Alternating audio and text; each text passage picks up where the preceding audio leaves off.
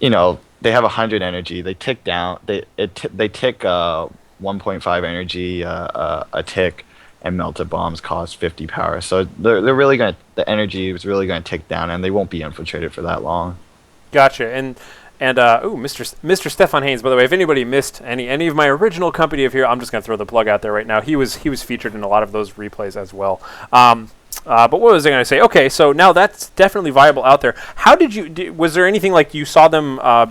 How did you see stormtroopers being used prior to this patch or prior to this change here? Whereas now that that's an option, were they always going for their recon kit or something like that, or were they always going for the melta bombs, or was one of those getting ignored? Well, I felt like most of them. Well, I did see some people get the recon kit, but really, the most effective use I thought would be getting the anti-vehicle kit with the melta bombs. And just having three upgrades with this very niche unit, just didn't Too make many any options. sense. Didn't Yeah. really make too many sense. You would just lose that one option, right? Yep. And now I think it makes it really distinct. Do you want these stormtroopers to kill vehicles, or do you want these stormtroopers to kill infantry, right? So Yep. it just makes it very clear to the player. That makes sense to me. And then just as a follow-up, people were curious because the recon granted them sprint. Will they still have sprint, or is that gone? That's gone. But I mean, you can still, use some cool synergy stuff with the general grenade launcher. It can make them sprint with that ability. Cool. Okay. Yeah, people were just curious where that ability went. So, okay, makes sense. Now moving on to the Eldar. And the Eldar definitely had the top two questions out there. So, this question... Okay, I was very specific when I put questions out in the forum. I said it's got to be about the patches, and we want to talk about the current state of the game and what's in the patches. Don't just give me wish lists, because a lot of people will be like, "Oh, are you going to add the Tau? When are the Dark Elder?" No, no, no. Talk about this patch. In spite of that, a lot of people went ahead and were asking me all about the Seer Council, enough to make it the number one asked question out there. And so I thought I'd bring it up anyways, even though it has nothing to do with this patch because it wasn't changed. People want to know. Really, in your mind, because honestly, we don't see the Seer Council used very often, if at all. In your mind, what is the role of the Seer Council, and is it going to see any changes in the future, or where's that at? No. No. The Seer Council, we're not doing anything to it. I mean, they're a pretty good unit as it is. They come out on the field. They're really good at killing infantry, and I mean, I don't know if a lot of players know this, but you can use an Artark, and her aura or her healing thing works really well on those dudes, and just saying, but yeah, they're pretty good with her. So I mean, obviously now I've got 140 video. I don't know. I've got several hundred videos up, and I don't think any of them actually include Seer Council on it, except for the Last Stand game that I played, where the Seer Council is one of the waves. But so, do you think is the community missing an opportunity to use this unit? I mean, how do you envision it being used, or what sorts of matchups do you envision it being used in, or is it just a very situational kind of thing? No, I think it's good against any. If you're against anything with it against any infantry based army, I think they're going to be really good against. And like I said, everyone knows that Eldar army in general is just full of synergy. All their units work well to each other. So you incorporate them with the Seer Council with other units. Like since you have the Farseer, Spirit Storm's Fortune, Artark Jump, Artark Aura, all that type of stuff. It just makes it a really versatile unit. I mean, I think the problem that most players have is they're trying to compare the Seer Council to Terminators, and everyone knows Terminators. You pop on the field, they don't need any backup. They just go and punch things and stuff. But I mean, the Terminators, they cost power to bring in as well, on top of WAD, on top of Wreck. Seer Council only costs Wreck, and I think I honestly I played a couple of guys that brought them out, and they just ripped through my army no problem. So, I don't really see that big of a deal. All right, so I'm putting the challenge out there. People, use Seer Council more. Send me the replays. I want to see you beat people up with Seer Council. Anyhow, Okay, that's pretty good.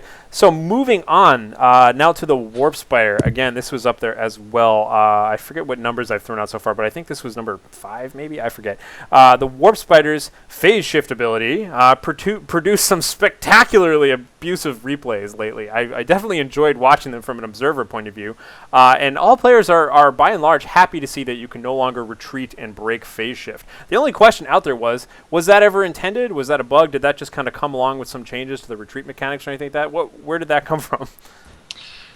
Honestly, I think that was in the game before I was even on the project. But the truth is, I think people just kind of discovered that now, and now that people discovered it, then it's a little too crazy. So we really just need to tone it down. Sounds good. I think that's a perfectly normal explanation for the evolution of balance, which is that, like, yeah, abuse the hell out of something, and then if it's too abusive, we'll change it. So, okay, that's fair enough here. Moving right along to the Farseer. So the Farseer, equipped with Spirit Stones and Armor of Fortune, was a very popular build out there, and it seems like so this patch went ahead and increased the cost of both of those items together. I can't help but think that that's because you see them in pair so often. Basically, was the Farseer using these items other than you intended? It seemed like a lot of times they just buffed themselves and went around and tanked everything, didn't buff the army or anything. But was it being used far too often, or what exactly motivated you to make that change? Well, yeah, Spirit Stones specifically healed a lot of hit points, and it basically healed everyone around you, allied or yourself. So we just felt like we just needed to make it worth its cost, and that's why it was given a pretty significant cost increase. But we still think that players are still going to get it. It's just worth its cost now, and that's the same with the Fortune armor. But we just want to really put more of the investment on that one piece of war gear, that accessory. It was a bargain deal before, is what you're telling me. And now it's right costed. Yeah, like that's the thing. Like in a lot of other races, right? If you invest in war gear for your hero, it really kind of sets back your tech. Whereas before, when a Farseer or Eldar player invests in those two pieces of the war gear, it doesn't really impede on your tech at all. And then here's a follow-up question. A couple of experts threw this question at me, and it seemed good enough, which was pointing out the fact that the Armor of Fortune does have the 0.5 hit point regen stat, so like the 50% hit point regen stat on it, which is the highest found elsewhere in the game right now, I believe. Do you have... was the increased cost related to that? Do you have any plans on, were you aware that that's the case, or do you have any plans on changing that in the future? I think was the gist of the question they were curious about. Nope. I think it was fine. And that's, nope. Yeah, we just wanted to give it a little bit of cost increase without chopping off its knees or anything. But yeah, fair enough. Let's see. The Farseer also gets a Ghost Helm graphic now, and I was actually kind of curious about this too because that seemed interesting to me. Was there a particular reason you gave her that for the that piece of war gear? Because it seemed like that sort of treads along the territory that normally aesthetic upgrades go, and instead, in this case, an actual upgrade within the game gives her a helmet. What was the reasoning for that? Well, here at the studio, it just so happens that we had that helmet made, and it was for the Farseer, and we just wanted to put it in a place that it could be useful, and the upgrade on her thing says Ghost Helm. There's a helmet. We're just kind of putting two and two together there.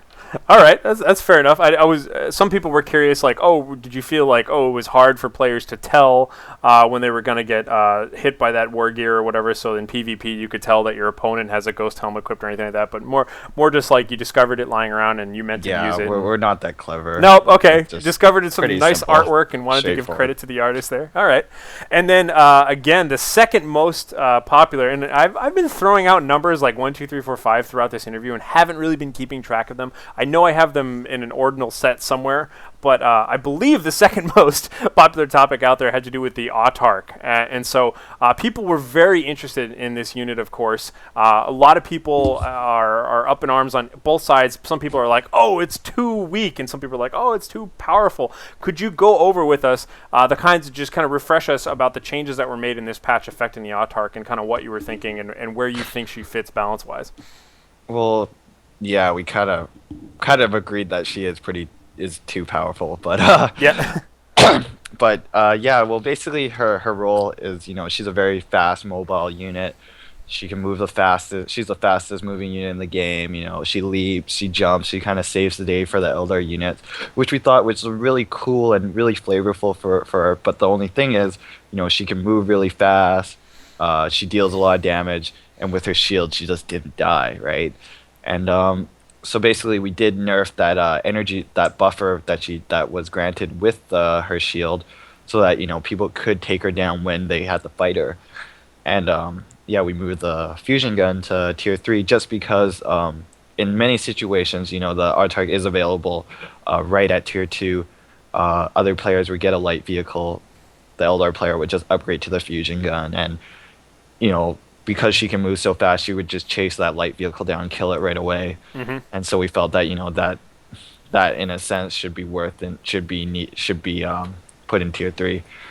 Yeah, and another thing was the grenade damage. Oh yeah. Just real quick about the tier 3, the fusion gun. One thing some people were curious about was already I see a lot of players for whatever reason picking the executioner over the fusion gun, even when there's vehicles on the field. Do you think that perhaps putting it into tier 3 we'll see more players just avoid the fusion gun altogether, or do you think they'll still continue to choose it once they have that available to them? Well, I think that it's all situational. Just I think the fusion gun in general is a lot better than just killing vehicles in specifically.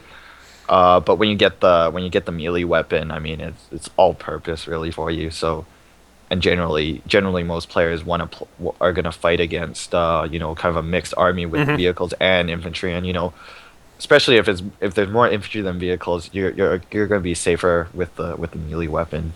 Sounds to good. be honest. What were you saying, by the way, about grenades? You were going to go off on that for a sec. Yeah, everyone knows she spawns with 4 grenades, and those 4 grenades gotta kill a lot of stuff. So we kind of just wanted to bring that damage a little bit down, so it killed stuff, but not a lot of stuff. All right, well yeah. Yeah, that's probably the simplest answer I could give you. That sounds good. I think that's in line with most people's expectation about what if I were to say they nerfed the Autark, most people would say, oh, do grenades do a little bit less? Because that's kind of where that was the call in, especially when you combined it with the phase shift, which I saw very frequently. Phase shift, retreat, call in, boom, kill everybody.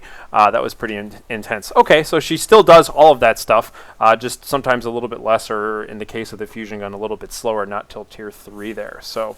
Yeah, pretty much. You don't. It would kind of be wrong if she dropped all 4 grenades and she didn't kill anything with them either. Right? Yeah, that's just too weird.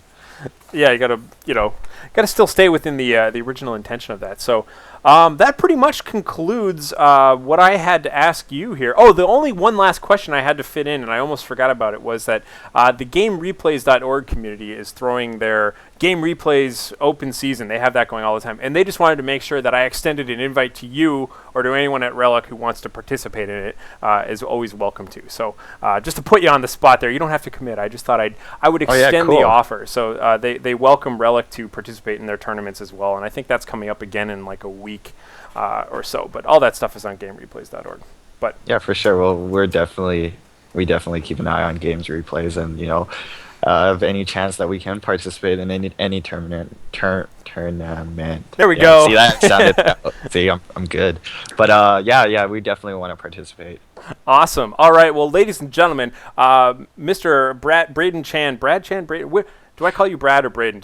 Well, you can. My full name's Braden Chane. Most people here just call me Brad because it's spelled Braden, and they just chop off the EN. Brad, there we go. Anyhow, we're going to be moving on and casting a game now to go on to the second half of this developer chat here. So I hope you guys enjoyed this interview. Thank you very much to Mr. Braden Brad Chane, a.k.a. BC, if you haven't seen that out there. It's a lowercase b, capital C, very important.